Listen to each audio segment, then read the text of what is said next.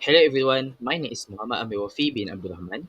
So today I would like to present this critique where it examines the article Social and Economic Opportunities and Challenges of Plant-Based and Cultured Meat for Rural Producers in the US.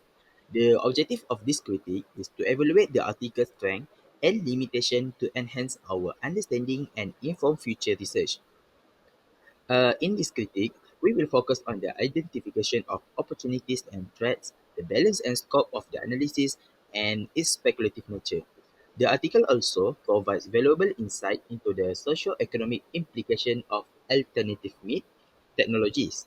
These insights are crucial for understanding the broader impact on rural communities. And the last one, to improve the reliability and applicability of the study, future research should expand the sample size, incorporate quantitative data, and include broader perspective, especially from lower socio-economic backgrounds and traditional farmers. Hello everyone, I'm Vivi. Today I will introduce the article our team will be creating. It's an original research article titled Social and Economic Opportunity and Challenges of Plant-Based and Cultured Meat for Rural Producers in the US, published in Frontiers in Sustainable Food System, and authored by Peter Newton and Daniel Blanstein-Rechtol. The article focuses on sustainable food system and food security. The research question is well developed, as you can see in the slides. The article highlights the problem that global demand for animal products is rising, making cultured meat a potential substitute for traditional livestock productions. While the ethical, environmental, and health implication of cultured meat has been well explored, the social and economic impacts has received less attention. Therefore, this research paper clearly hypothesizes that the cultured meat sector could have significant social and economic impacts on rural US producers, offering both opportunity and challenges. Hi, I'm Ai Ling. I'm presenting for the summary of the article. The study utilized a qualitative approach and employed semi-structured interviews lasting 30 to 95 minutes in Zoom with 37 experts from sectors like alternative proteins, non-profits, and governmental agencies chosen through purposive and snowball sampling. This interview focused on the opportunities and the threats of plant-based and cultured meats for the US rural producers. On the positive side, new income streams from crops like soy and lentils, the potential adoption of the regenerative agriculture, and the job creation in rural areas where alternative meat facilities were noted. While the concern focused on the potential income declines for traditional farmers, the transition challenges, and the market uncertainties. Addressing these challenges will require coordinated efforts from university and government to ensure the effective management of transitions. To sum up, this study outlines the potential socio-economic impacts of skilling the technologies, emphasizing the proactive decision making to maximize the benefits and also mitigate the risk for the diverse stakeholders. Hi, I am Shifa.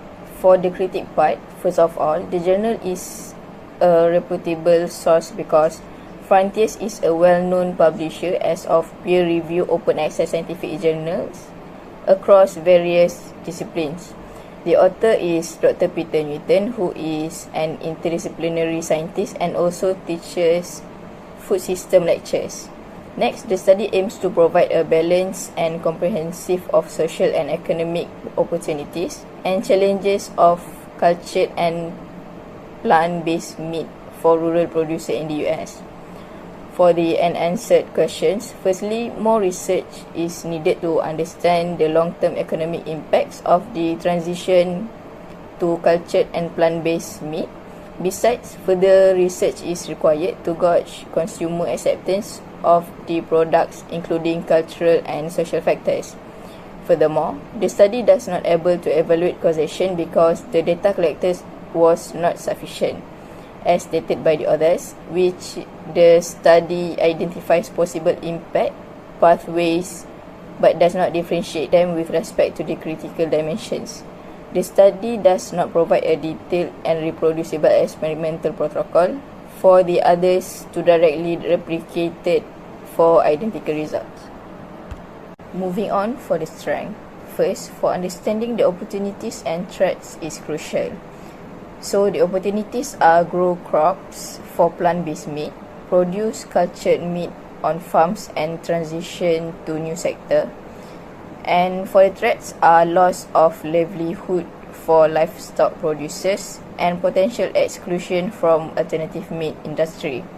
By adapting to these changes can help secure a sustainable future. Moreover, the article discussed the potential roles of universities, research organizations, government agencies and non-profit organizations. This collaboration is essential to maximize benefits and minimize risks for emerging in alternative meat sectors, and to highlight the importance of teamwork, which ensures a smooth transition to alternative meat production. Hello, my name is Najihah. For the part of the limitation that we found in the article, I will explain four main limitations in this article. And the first one is about the speculative response. The study's responses are speculative due to the early stages of the alternative meat sector, leading to uncertain insight. Based on the current knowledge and the trend, they are inherently uncertain. And the second one is about the lack of quantitative data. The study lack of specific quantitative data on the timeline or the magnitude of the potential impact. This uncertainty and the lack of data make it challenging to draw definitive conclusion about the long-term impact. And the third one is about the limited inclusion of the farmers and the ranchers. The study did not include many farmers or the ranchers who are directly affected by the alternative meat technologies and are critical stakeholders. Moreover, their limited representation about the study may not fully capture their concern, challenges, and the opportunities. And the last one is about positionality of interviewees. The perspective and insights provided by the interviewees were likely influenced by their professional position, experiences, and affiliations, which could introduce bias into the finding. This positionality mainly can affect the objectivity of the responses and lead to the overemphasis on the certain viewpoints while the underrepresenting the others. Hi and Assalamualaikum. My name is Syarful bin Sanusi, and I want to conclude this article critique. First of all, this article gives us a great overview about the plant-based meat among producer perspective. It gives us the idea of how does the producer think about the changes from the traditional based meat into the plant-based meat. Second, this article also argues for targeted support with rural community to adapt to the changes. However, this article have some limitation to it on the diversity of the data. That being said, the sample size of the data on this article is relatively small because it does not include every socio-economic perspective, especially from lower socio-economic background. So, our suggestion is to include more diverse economic perspective so that the data can be more inclusive, which will bolster the study finding and recommendation.